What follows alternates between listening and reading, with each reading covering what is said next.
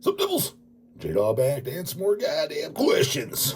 Before we get to the goddamn questions, though, got a little bit of goddamn housekeeping to do. Which I actually lined up because I got a fucking review here to do. And it's the same goddamn show shouting out. Saturday, February 15th in Columbus, Ohio. There's it's a club I've never fucking heard of, but just search the goddamn thing. It's following bands playing. Asheron headlining. Mordant Red is flying all the way up from fucking Texas, so that's pretty goddamn cool. Because any of you goddamn hoagies in the Ohio damn sure never seen them. I can't even imagine that they played more than, I don't know, fucking probably less than 10 shows in their entire lifetime. So that's a band you never goddamn seen. Vincent Crowley, Sathanas, which I got the new Sathanas album here, reviewing that. Church. Church is a local Columbus band. I seen them once. They played in Cleveland. Pretty damn good band. I liked them better live than I did on album. On album, there was good too, but I thought it sounded, especially the dual vocals, I thought it sounded really good live. They're opening up. And Vincent asked me, Vincent from Asheron / Vincent Crowley, for all you goddamn posers out there. He asked me to do kind of like to announce each band in between. Like, I don't know exactly what the fuck he wants me to say or anybody wants me to say. I was like, I guess I can give it a shot. I was like, I've never done it before. You know, I mean, hopefully it doesn't have to be fucking quick. And I don't know, 10, 15, 20 seconds. Kind of like, maybe I'll have a little bit more to say than that. But like, you know, you listen to Deicide, When Satan Lives. The guy says, you know, whoever the fuck it is, you know, Chicago, here is Deicide. I mean, I'd probably say more than just that. But something quick like that in between each band, at least I'm assuming that's what he wants. It was just through text. So yeah, I can give it a shot. I was like, I can't promise it'll be good. I was like, but yeah, if you got me to introduce each band, I guess I can do that. So it looks like I'm doing that. Cleveland goddamn posers. It's on a fucking, you know, well, I said Saturday, the day after fucking Valentine's Day. So you dummies can fucking drive on there. It's not that long of a drive. From Cleveland, it's like 2 hours. From me, it's about an hour and a half, hour and 45 minutes. I'm making the goddamn drive. So you got if you're in Columbus, you're definitely a goddamn, that's an underground metal show right there. You're absolutely a fucking poser, in my opinion, if not that. Unless you're dead or in jail or fucking laid up in the hospital, then I guess that's a fucking pass. Outside of that, I kind of smell goddamn poser if you're not there. Like I said, it's a club I've never been to. It's not Ace of Clubs or that. I don't even know if because they had to move the club. The Tampon Boys got the show goddamn canceled initially. And then it was canceled for a few days. I asked around. I was like, maybe I can have it moved up here to Cleveland. I was like, it's kind of short notice. I was like, all the clubs are probably booked. So I asked around, and every single club was booked for that date. Vincent texted me like a day or two after. Said, yeah, got it. Got this club. Holds like 150 people. So it's there. I was like, yeah, I'm not familiar with that goddamn club. So it's there. And DAWG will be there in case you happen to give a fuck. And recommend you goddamn go. And speaking of that, fucking the new Sathanas was sent to me by Michael Prince. He was just, his boner was so goddamn hard, he wanted me to hear it and reviewed it.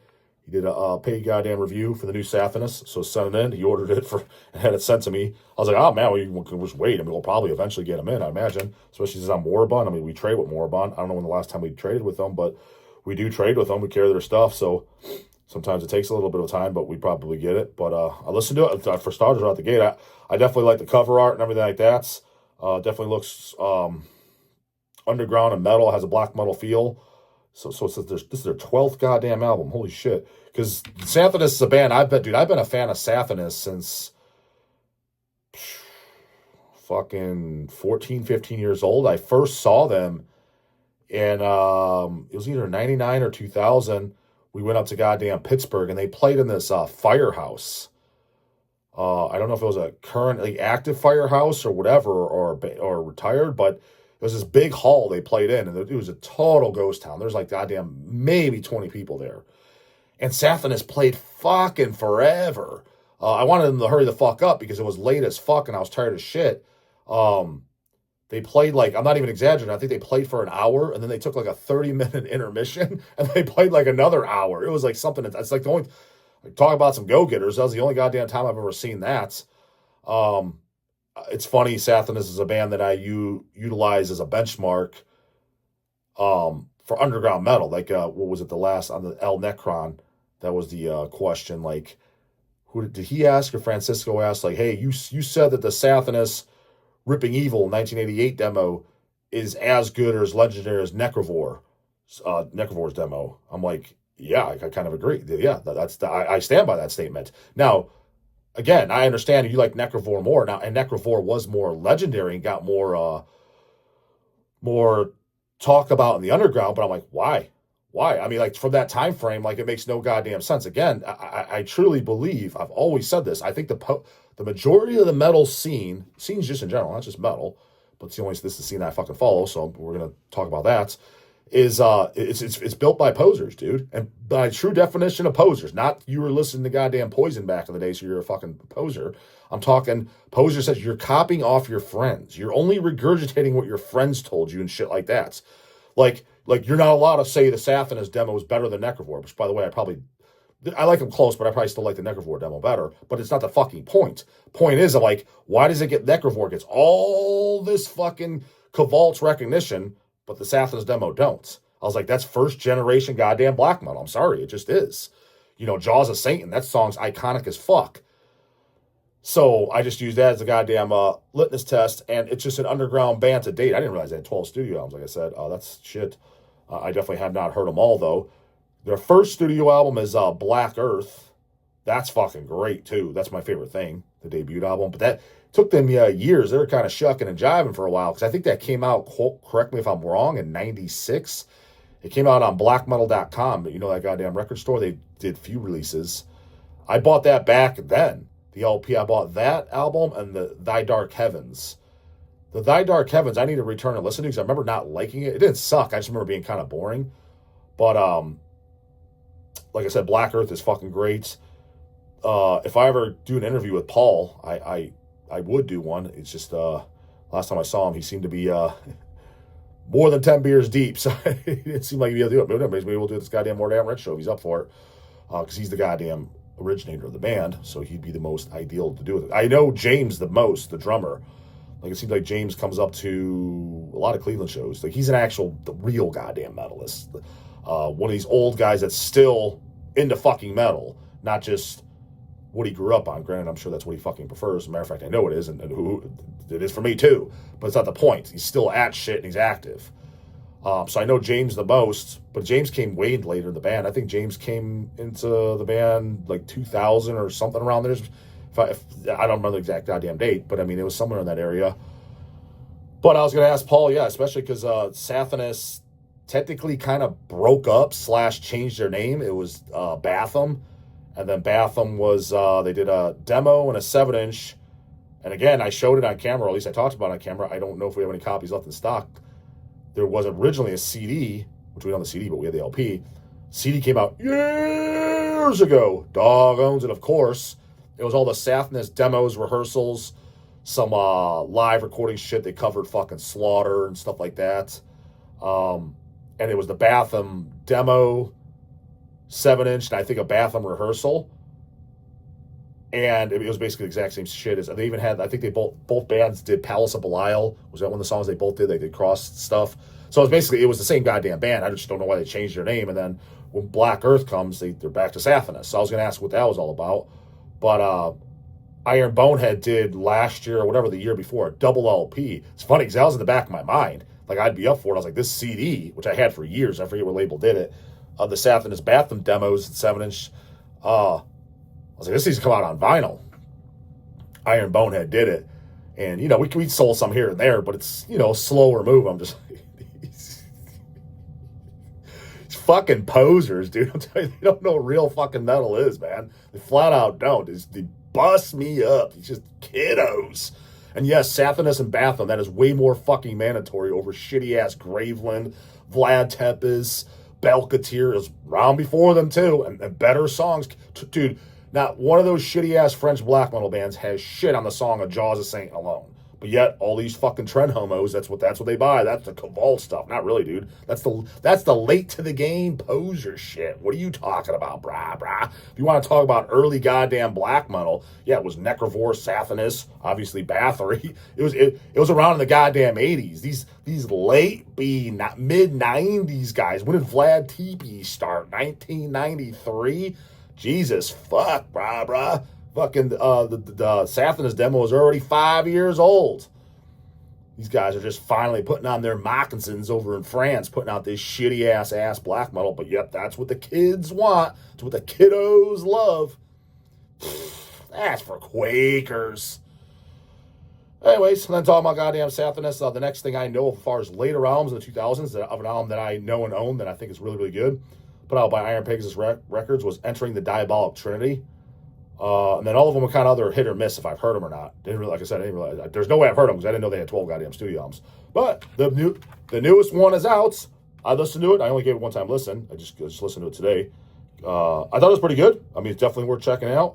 Underground band. I mean, I'm nowhere near as excited as fucking Mike was. I mean, obviously, he did a goddamn $50 paid review just because he said he loved it and wanted to get the word out there. So you guys know Mike. He sends in a bunch of goddamn questions. You should recognize the name. Apparently, that's his goddamn his album of the year of 2024. So if you want to check out an album of another metalist thinks the best album of 2024 is, he didn't say it was the best album, but it was heavily alluded to top fucking 5. I would say check that out. That's what one of the goddamn guys recommended. Yeah, I listened. Like I said, that was pretty goddamn good. It was a little bit more death metal there than black metal. I mean, it's still mostly, the Satanist formula, but you can tell it's just a little bit more of a death metal style in there than the normal shit that I was used to. So check out the new name of the album is Into the Nocturne. Satanist, Into the Nocturne. Yeah, it just came out 2024, sometime in 2024. Remember, I knew it did because James told me last time I saw him. When did I see James? It was fucking, what show was it at? I can't remember. Was it TISH maybe? I don't know. All this fucking shit blurs together. So yeah, check out that goddamn fucking Satanist. On these goddamn zero paid skis again, but let's keep cranking on these goddamn order questions. Vaughan Lawless. Order question, dog. What's your album of the year? I kind of answered that. Well, if you ask Michael Pritz, it was the goddamn Satanist album. But the DAWG's album of 2024 would have been Attic, Return of the Witchfinder. Playing their second show ever in the USA at Dead by Dog. June 21st, Youngstown, Ohio. Tickets in the description box, brah. If you're metal, you're into that. But again, you probably don't like them. You probably don't listen to Satanist. Just watching the DAWG, no idea what the hell. If you don't like that stuff, I don't even know what the hell you're doing watching me. You probably listen to the dumbass Alice in Chains and all that other stupid shit you put in the box. Again, dude. Don't come over here and tell me how you listen to Pantera, dude, and you don't even listen to Satanist or know who that is, man. Again, that's fine, and you like other music, but we're not on the same page as far as metal. We don't listen to the same kind of music, and we damn sure don't have the same ideology on what metal, true metal, underground, metalized blood, metal spirit, like an ever-flowing fucking stream through your fucking veins. We don't have the same mindset on that at all. We just flat out don't. Don't mean we can't be buds. Don't mean we don't like any of the same bands. I'm sure you like Cannibal. Great. I'm not impressed. I'm a hell of a lot more impressed if somebody comes up to me at that Panini's fucking bar douchebaggery while I'm eating my goddamn wings. Fuck, bro. You got a Deranged shirt on. Just out of curiosity, I know they're more on the black metal side. You like the band Satanist? I'd be impressed by that. I'm not impressed you heard of Cannibal or Deicide. I'm just flat out fucking not. So there's a real. It's just so funny because, dude, me growing up as a kid, I knew better than to talk to the goddamn metal vets, the guys older than me. You didn't bring up something like Pantera. What do you mean? Even if you thought there's a possibility that somebody in the room liked it, you just didn't bring up something so mainstream, dumb, and lame. You're like, I want to know about more underground, more brutal shit, more evil shit. That's like kiddo fucking just trendy rock. Like, you just didn't even cross your mind that you would even ask about that. I never once had to ask fucking King Folly one of them, do you like Pantera, bro? I'd be embarrassed to even ask that. When I met Big Willie Romer, first time I met him when I was 14 years old, I didn't ask him, do you like Pantera? Does Will like Pantera? I have no idea. But the idea of it was so goddamn fucking embarrassing, I wouldn't even do it. Like, that's such an irrelevant fucking poser mainstream band. Wouldn't even cross my mind. And they bring it up in their comments like it's just regular chit-chat. Unbelievable. Charles Dyer, order question for J-Dawg. Sub J-Dawg, I'm a big fan of the channel. I tune in every morning here. I order some gifts for some of the devils in my life for the bastard's birthday. And so you placed this well before Christmas. I told you these goddamn things are old. Even if real men don't get Christmas gifts, as you say. First of all, I'm kind of fucking around on that, but it's kind of true. It's been applicable fucking to me for the most part. I mean, it's been Christmas. I mean, don't get me wrong, I get some goddamn Christmas. You know what the fuck I'm saying? Fucking around, goddamn it. My question for you is, if Hell's got their hands on a time machine and was able to cook up a 12-inch split featuring one old school band in their prime and one newbie band, which two bands would you choose? 10,000 hails and keep the laughs coming. I mean, I'd have to really dive and think about it, but you know what? Would be really fucking cool. Not to mention, I'd like to work with both bands and haven't worked with either, and not to mention, it'd be a cool ass fucking split. Merciful Fate and Attic, dude. Fucking if Merciful Fate could do a few new songs back in the 80s, unreleased songs, whip them up over the weekend even, because, I mean, it's shit. I mean, even if they whip something up, you know. In fact, half the time, the most whipped up stuff is the best stuff. The story I heard about fucking Black Sabbath, fucking the song Paranoid, one of their most iconic songs. Am I wrong? Correct me if I'm wrong. The story I heard, they said they whipped that up in the studio. They need the record label wanted an extra song, and they didn't think the album was long enough or something. They just pulled that out of their ass in the studio. Yeah, it's usually the best goddamn shit. A lot of times because all these bands procrastinate and overthinking. I mean, just think about it. So not to throw them under the goddamn bus, but it's not throwing them under the bus because I've told them straight to their face and said it around this goddamn channel. Told them right in their face in an interview. Is like bands like Take Exhumed, for example. Gore metal is fucking legendary. 666 fucking Smash Skulls, classic of classics, especially that late 90s, early 2000s. That's one of the King of Kings. Talk about the original recording, dude. Part of what makes that album is the recording, dude. It has character. It has charisma. I don't want all this shit that goddamn sounds the same. I just flat out fucking don't.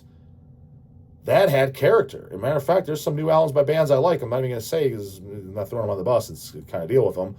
And I know I definitely hurt some feelings. It's like your new stuff, it's just another sounding album, the recording wise. It has no character. And it's the irony of it is their band's mostly known for doing really raw shit, but it's like now it's just another clean studio recording, but yet you rip on studio recordings. Whatever. I don't know if I can get it. But something like Exhumed Gore Metal. But what do? They overthink it and procrastinate or re-record it. Granted, the songs are so good, it's still cool. But it was unnecessary. It's not better. The original, they whipped it up. We recorded that in a weekend, or whatever the goddamn story is. Didn't know what we were doing. And it's a masterpiece. 7 Churches. Does that need to be re-recorded? Sounds mint. It's fucking timeless. I highly doubt those idiots at 16 years old knew what the fuck they were goddamn doing. Who the fuck... Fuck, at 16 years old, some of these guys don't even know how to tie their own shoes. You know how you think they actually knew what they're doing in the studio and stuff? Sounds perfect. Yeah, I'm sure they could go back in the studio now. Jeff can go there after he's done talking to 16-year-old girls and re-record the goddamn thing. It's not going to be better. It's going to be worse. At best, it'd be like, yeah, it's kind of cool. It's better than I thought it was going to be. Kind of like those Cavalera remixes. I mean, re-recordings. They're not bad. I'll give it that. I was like, they're way better than I thought it was going to be. I was like, but they're not better than the originals. I don't need them. I'm not picking them up. I was like, I got the original Morbid Visions. That's what I'm going to listen to. I'm not going to listen to some fucking re-recorded thing. But again, it was better than I thought. I'll get kudos there. I mean, he wasn't busting out the goddamn hip-hop lingo or nothing like that. And he tried to actually sing like he did back then. But it was unnecessary. So, but yeah, as far as a split, old band, newbie band, and it never worked with either band, yeah, I think that'd be cool. And that'd be a cool fucking split. To the King versus current King. Yeah, Merciful Fate / Attic. That 12-inch split LP, that'd be fucking badass as a motherfucker. That'd be my goddamn choice. Brendan Zinger. J-Dog. What do you use to hang up Picture This? Love the vids. Might do a big order soon. There's these things called fucking tacks. I think I might have one here. Just these, homeboy. Is that the camera? Yeah. Thumbtacks, homeboy. Get them at Walmart, a pack of like 50 for like, I don't know, $5, $2, I don't know. Wife does goddamn shopping. This ain't gonna break the bank, that's for goddamn sure, whatever it is. Jacob Lay. Yo, dog, these shirts are for my stepdad, hoping they fit. That's on you, dude. When I first met him, he came to pick up my mother. She said, he's here. You run down the steps like a goddamn fucking Christmas Day. He's here. Let me meet this homeboy. I see this tiny Toyota Tercel pull up and park. Then this 6'10" guy steps out. Yeah, it's pretty goddamn tall, homeboy. I was like, that's a huge dude. He loves him some Christian. Also, he's an actual man and likes man music. Good to hear, goddammit. He missed the recent tour. I caught them out west. About 3 songs in Deicide set. I hear one yell out "Sup, Devils." I laughed. See you all in June. Cheers. This guy's from Canada. I don't know what the fuck that was about, but goddamn, I probably put it out because he says he's coming to goddamn Dead by to see you. I assume that's what that means. See you all in June. So a bunch of Canadians say they're coming. God damn it, I sure hope so, because put in the goddamn description too. Actually, I'm kind of curious. How many of you are 100% planning on coming? Dead by DAWG in the description box. God damn it, June 21st, West Side Bowl, Youngstown, Ohio. How many of you are planning on coming that have not bought a ticket yet? You haven't pre-bought a ticket. I'm kind of curious because, for example, pre-orders, I don't even remember what it is, like 75 or something. It's under 100, I know that. Total ticket sales. And again, because I don't generally pre-order my tickets either, I'm kind of curious because a lot of people, I'm coming. I'm like, you clearly haven't bought your ticket. You couldn't have all bought your tickets. Because even Baxter was telling me, Brutal Baxter was down here, he's dropping off a trade. And he's like, yeah, bro, a lot of people telling me from out of town, they're coming to Dead by DAWG, bro. So yeah, they're saying that too. He's like, well, that's what they say. I was like, dude, so you're on the same page as me. Well, yeah, bro, you know how it goes. People say shit all the time and they don't pull through. Mm-hmm. Hear you loud and clear, homeboy. That's my biggest goddamn frustration with this fucking, gotta swat it like a fly of human race, dude. Nobody's like the dog, dude. If I tell you I'm doing something, I'm just consider it fucking done. Mark your goddamn calendar. I'm doing it. Now, I'm human. Every once in a while, I'll forget or something came up. But that's rare, dude. And usually I feel like an ass, and I'll own to it. But yeah, I dropped the ball. I fucked up. Holy shit, how did I forget that? Because that's not often, dude. I pride myself on doing shit that I say I'm going to do. Hence, well, if you ever notice me, like you hit me up for do a jump on your podcast and shit, I give me some time, man. I got to clear my schedule because I'm not going to tell you something and back out. That to me is that's unreliable fucking canoe shit. What did I tell you? I'm going to go 3 to 5 years straight, not miss a fucking single goddamn day. What do you think, I can predict the future? You think nothing pops up? I said that to fucking 6 months into the channel. We're going on over 3 years now. Haven't missed a day. Because I do what I say I'm going to do. Unfortunately, most of fucking humanity's not. So it's like, just like you're on the phone, I'll call you back, bro. I'm like, yeah. I'm gonna hang up every single time. I'm like, he's not calling back. Less than 5 times in my entire life have I been when they said that. Easily less than 5 times. So people don't do shit what they say they're gonna do. But put in the description box just for peace of mind. I'm kind of curious. Granted, I know I'm 100% positive over 100 fucking people are showing up, paid tickets. That I'm not worried about. I'm not worried at all. But I'm just saying that I'm 100% positive. But yeah, I want it to be over 300 is the goal, because I got to be 3 something to break even, something like that. But I'm curious to get an idea. People are like, no, yeah, I'm coming, dog. I just haven't bought it yet. I haven't bought it. If it's a bunch of people saying that, I'm like, okay, so this is kind of more making sense. So a lot of people say, yeah, they're coming. Okay, you didn't get your ticket yet, then fair enough. Like I said, I generally don't do that either. So just out of curiosity, since you goddamn brought it up. But yeah, anyways, cut off goddamn there. We're already off fucking time limits. Comes concerns you love to do, but the guys get out to play in the morning. And don't forget them goddamn paid skis. 2 days dry in 2025. Ain't looking good. As we just said in the description box, get your goddamn Dead by DAWG ticket. Absolute poser canoe. If you're not fucking there, it's going to be the best show of the year. Guaranteed. I mean, granted, Metal Threat's going to be a pretty goddamn good one, too. Don't get me wrong. That's a fucking banger-ass goddamn fucking lineup. But I'm talking about as far as a one-dayer show, this is going to be king. No doubt about it. And then, and goddamn J-Dawg slogan shirts, of course. Good for any time of goddamn year. In the description box as well. Links in there. Later, goddammit.